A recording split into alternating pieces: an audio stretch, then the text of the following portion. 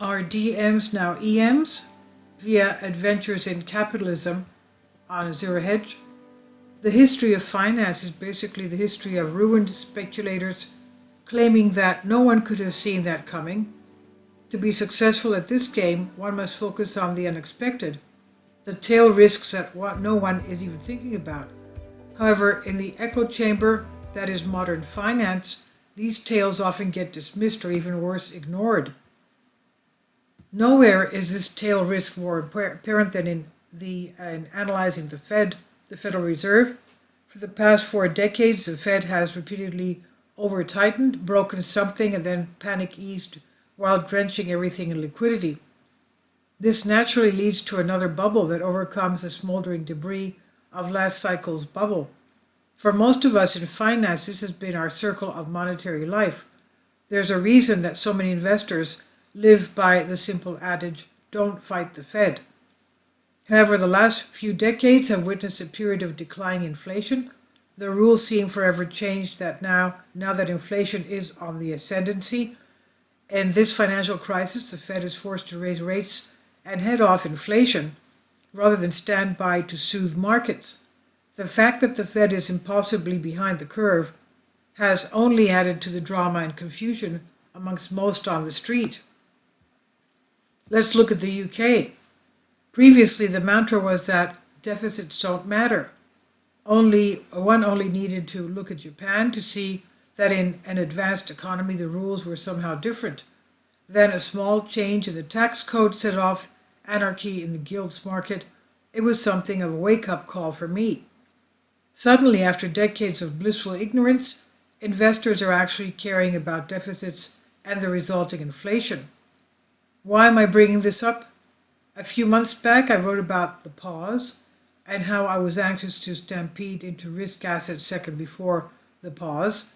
And nothing has changed my mind about this strategy, but I'm always cognizant of potential risks to my plan, especially risks that no one is thinking about. What if the Fed hits pause and long bonds detonate? That scenario would then effectively detonate risk assets right after bought them in size. And thinking back to every other U.S. financial crisis, the long end has rallied aggressively as inflation collapsed and investors reached for yield, fearing for the great deflation that never seemed to show up. What if this time is different? What if investors rightfully say, who the hell wants 30 years of inflation risk when the CPI has an 8 handle and the Fed is pausing with a 4 handle? What if the one reason that the long end has not detonated yet is the Pavlovian memory among traders to buy duration into a financial crisis? What if investors buying the long end expect the Fed to over-tighten and detonate the economy, yet fail to appreciate that inflation may not slow? What if we have an economic crisis but inflation is suddenly accelerating?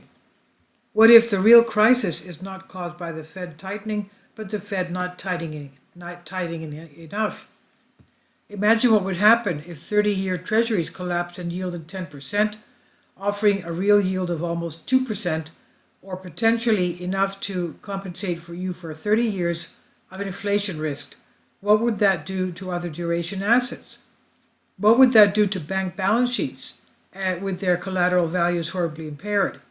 What would happen to insurers and all other financial institutions who are suddenly and effectively insolvent? Could we all be living through a warm-up and the real crash is when the Fed hits the pause button, detonating the bond market? I want to be clear, I'm not taking a stance that the Fed will crash risk markets but not tightening enough, and rather I want to make everyone aware that it is possibly a possibility that no one seems to be discussing. What if the Fed is given the impossible decision to either take rates past 10% to crash inflation or stop in the 4s and let bonds do the work for them, but with inflation still accelerating? What if I pile into risk assets just in time for the real crash? If you aren't considering this outcome and terrified that it's real possibility, you are not paying enough attention. We had one rule book for when we were the most developed economy in the world, and capital continue to flood our way. There are very different rules if we're now an emerging market that happens to own aircraft carriers. As I looked at the bond markets, every indication is that developed markets are now suffering through an emerging markets type of crisis. The UK surely is. It is not too different from Turkey in that regard. And what if we're now an emerging market? In that case, the rules will get rewritten with toxic effects for those who do not recognize that there has been a change. Excessive deficits, money printing, unfunded liabilities, weakening rule of law, arbitrary and highly politicized economic decision making, these are all emerging markets traits. If you were a foreigner from a country that suddenly has a questionable relationship with the US, would you want to own assets here? I'd be repatriating them as fast as possible, or at least demanding a much higher risk premium to fund what increasingly appears to be an emerging market that's going through one of those periodic crazy phases. The gilts market collapse should have been a wake-up for everyone, except most inventors assumed it was just UK think. What if DM markets are now living with EM rules?